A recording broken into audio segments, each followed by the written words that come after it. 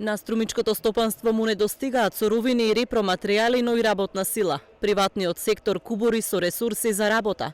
Продолжената здравствена економска криза е продлабучена со војниот конфликт во Украина, што за приватните компании значи нови предизвици во работата. Се потешко се доаѓа до репроматеријал. Финансиите како многу битен фактор во овој момент за да се набават репроматеријалите веќе почнуваат да недостасуваат. Тука мора банките да најдат решение заедно со државата, некако да се допре до свеж капитал за да може да продолжи производството да функционира. Значи се појава криза од смисол на финансиска криза, од смисол во секои нестабилни услови на работење се појавува инфлација.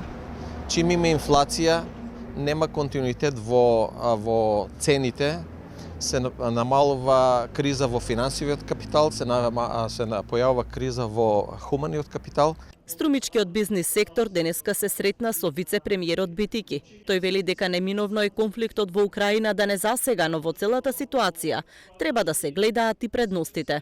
Веќе наредната недела ќе бидат оперативни неколку кредитни линии од Развојната банка за околу 46 милиони евра, кои што директно ќе помогнат на стопанството за да се справат со енергетската криза, но не само да се справат, туку да се спремат за другите предизвици, тоа да влезат во енергетска ефикасност и во инвестиции во обновливи извори на енергија, затоа што секоја криза, сум кажувал секојаш и кажувам пак, треба да се искористи од аспект на справување, но и како можност за понатамошниот развој. Струмичкиот градоначалник Костадинов вели дека општината ќе помага на бизнис секторот во рамки на своите можности и надлежности за полесно да се преброди кризата. Сакаме да воспоставиме пракса на комуникација и да обезбедиме партиципативност да бизнис секторот, најголемиот полнач на општинската каса, биде вклучен во креирањето на локалните политики. Струмичкиот регион е силно погоден од случувањата во Украина, зашто голем дел од трговската размена е поврзана со тој пазар.